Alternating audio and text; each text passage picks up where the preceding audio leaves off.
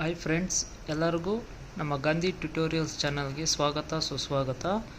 Gandhi tutorials ಚಾನಲನ್ನು like ಮಾಡಿ, share ಮಾಡಿ, ಸಬ್ಸ್ಕ್ರೈಬ್ ಮಾಡಿ ಮತ್ತು ನಿಮ್ಮ ಸ್ನೇಹಿತರ ಜೊತೆ ಹಂಚಿಕೊಳ್ಳಿ ನಮ್ಮ ವಿಡಿಯೋವನ್ನು. Welcome to Gandhi tutorials. ಆತ್ಮೀಯರೇ, ಇಂದಿನ ತರಗತಿಯಲ್ಲಿ ನಾವು ರಾಜಕೀಯ ಚಿಂತಕರು ಮತ್ತು ಅವರ ಕೃತಿಗಳ ಬಗ್ಗೆ ತಿಳ್ಕೊಳ್ಳೋಣ. ಇದು ನಮ್ಮ ಕೆಸೆಟ್ ಎಕ್ಸಾಮ್ಗೆ ತುಂಬ ಮುಖ್ಯವಾದದ್ದು. ಇದರಲ್ಲಿ ಯಾವುದೇ ರೀತಿ ಹೊಂದಿಸಿ ಬರೆಯಿರಿ ಮತ್ತು ಅವರ ಕೃತಿಗಳ ಬಗ್ಗೆ ಕೇಳಿಬಿಟ್ಟು ಇದು ಆಥರ್ ಯಾರು ಅಂತ ಕೇಳ್ತಾರೆ. ತುಂಬ ಇಂಪಾರ್ಟೆಂಟ್ ಸೆಷನ್ನು, ನಿಮ್ಮ ಗಮನ ಇಟ್ಟು ಕೇಳಿ.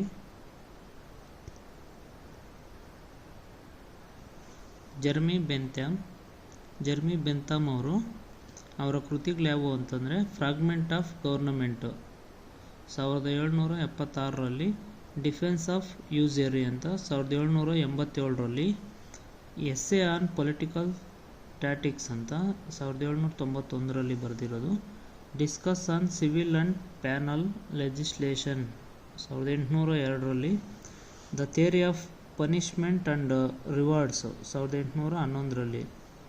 ಇಷ್ಟು ಕೃತಿಗಳನ್ನು ಜರ್ಮಿ ಬೆಂಥಾಮ್ ಅವರು ಬರೆದಿದ್ದಾರೆ. ನೆಕ್ಸ್ಟ್, ಕಾರ್ಲ್ ಮಾರ್ಕ್ಸ್ ಅವರ ಕೃತಿಗಳ ಬಗ್ಗೆ ನೋಡೋಣ.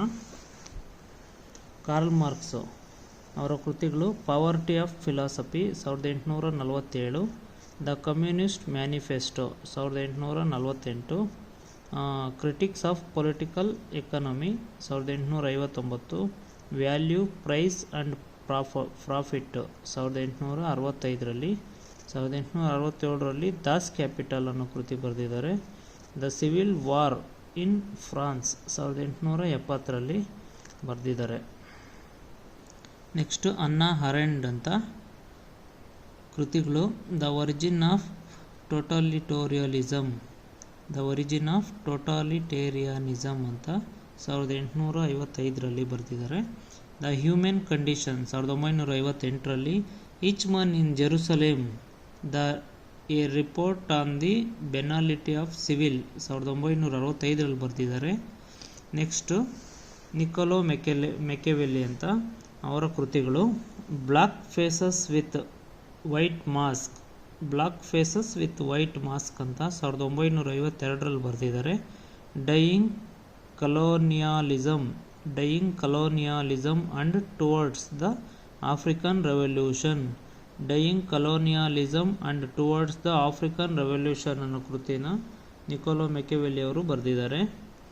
ನೆಕ್ಸ್ಟ್ ನೋಡೋಣ, ಜೆ ಎಸ್ ಮಿಲ್ ಅವರ ಕೃತಿಗಳು ಆನ್ ಲಿಬರ್ಟಿ 1859ರಲ್ಲಿ ಆನ್ ಲಿಬರ್ಟಿ ಅನ್ನೋದು ಬರೆದಿದ್ದಾರೆ. ಸಿಸ್ಟಮ್ ಆಫ್ ಲಾಜಿಕ್ 1843ರಲ್ಲಿ, ಪ್ರಿನ್ಸಿಪಲ್ ಆಫ್ ಪೊಲಿಟಿಕಲ್ ಎಕಾನಮಿ 1859ರಲ್ಲಿ, ಯುಟಿಲಿಟೇರಿಯಾನಿಸಮ್ 1863ರಲ್ಲಿ ಬರೆದಿದ್ದಾರೆ J S mill.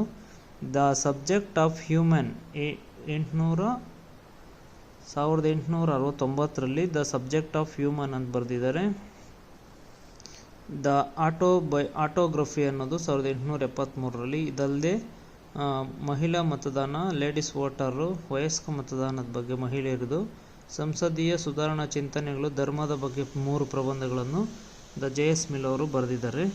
Thank you friends. Next ಕ್ಲಾಸಲ್ಲಿ ಇನ್ನಷ್ಟು ವಿಷಯನ ತಿಳ್ಕೊಳ್ಳೋಣ.